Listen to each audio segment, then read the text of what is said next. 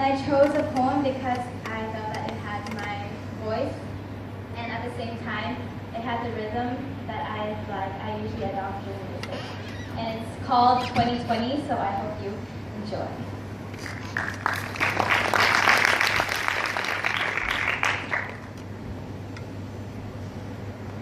The eyes are the windows to the soul, people say, but my blinds must have been drawn since my very first day. Being awfully nearsighted, the only things I can see are the things that are half a foot away from me. And below my inexpressive eyes lay my unilingual mouth that speaks a language uncommon to the people I'm around. So if there's one way to describe who I was in freshman year, it would be keeping my thoughts from those I held dear. With an exception of questions, no, those ones were all over, whizzing through my chest and brain, waiting for some closure that the world had in store for me to explore. Inquisitive was who I was when I became a sophomore. The beat of my heart yearned for rhythm and song, for the rest of my being to hum and dance along. The neurons in my brain fired in all directions to ponder and wonder about my AP questions. The craft in my hands searched for each and every way the topics and lessons could possibly be displayed. The tactic in my legs led my whole body on court as I kicked and I shot and I smashed in every sport. And in this being, I soared like a bird in the sky who knew a perfect vision isn't required to flourish and fly. With the cheer of the crowd and the feeling of success, I continued junior year to strive for nothing but the best. Band, dance, and athletic competitions awarded me with plastic and momentary recognition. I proved Newton's first law with the force of my ambition, for I kept going in my high school success mission. Though soon it became routine, one in which I was a slave. I was conditioned by the cheers to excel and behave. I was driven out of my comfort zone in things like debate, things that made me uneasy and made my hands shake.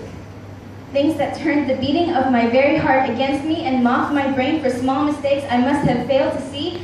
Things that burdened my hands from creating pieces of art, and things that were slowly tearing this blind being apart. But how am I supposed to tell people how I feel when I grew up with limitations that taught me to conceal? So I bottled it up naturally, but this force met imbalance. I stopped and I cracked like boom! Silence. There on the floor lay the shattered version of me, confused, alone, a victim of self-cruelty. I wanted so badly to stay down in this peaceful mess, for it's been so long since I've had quite a rest. But amongst the tears and the weariness, out came a hand, who pulled me up, hugged me, and gave me strength to stand, and picked up the pieces of me and held it close and near. And when I looked through the shards of broken glass, everything became clear. I was never alone, never. Choose any given instance and I can name you at least one person who stood within arm distance, and those people with perfect vision, those who stayed close beside me, didn't need me to talk for them to notice and see. My sorrows that were cried in certain Adele songs that I sung, and my mischief that were in my daily slips of the tongue. My ideas and thoughts that were in every stroke I drew, and my frustrations that were in basketball passes I threw. And I thought I was quiet. Goodness, oh boy, I was wrong, because though my thoughts weren't spoken, they were heard all along. And now with this shard of glass and my new perfect vision, I realized I wouldn't have come so far if no one was willing to listen. I'm a senior now, and looking back, it's kind of sad to see me busy chasing the things I want and forget the things I had. Those small things, those moments on my wall next to the fairy light glow, those memories I print on a white little sheet that at that time I didn't know, were the memories that would keep me pushing through my last year, through my endeavors and problems and laughters and tears, those memories that would always pick me up when I fall, the treasured memories I made with you all.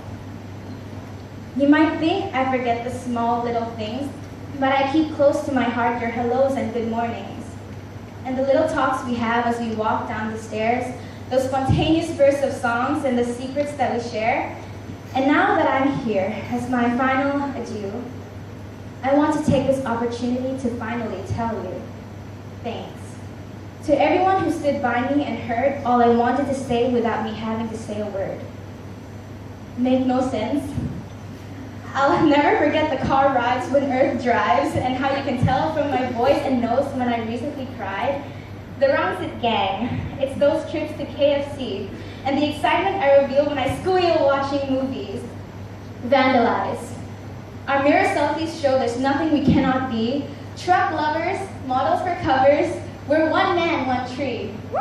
And all teams that shared blistered toes and bruised knees, I'll always remember our hands together, and on 3, Tuskers! Yay! It hurts to think that I didn't thank you sooner. My once blind eyes hid me from the fact that you were the wings that helped me fly. And to those who are still going through school with vision unclear, don't repeat my mistake and continue the year with the fire that was once inside that body of yours, the one that made your heart race like it never did before, to learn and to grow and to willingly be ambitious, because when passion is involved, all the rest are just extras. Those trophies and papers that collect dust in your room don't define who you are as much as what you love do. And always take a moment to look around and appreciate the people around you, parents, teachers, and classmates. Because time flies, trust me, and before you know, it's time to wear your gown and time for you to go. So I suggest you be loud, scream in your own unique way, through song, through actions, through paper and clay. And keep your glasses on to see crisp and clear that you are never alone because help is always near. And next year, with high hopes, close friends, and ambition, I know you guys will do great with your 2020 vision. Thank you.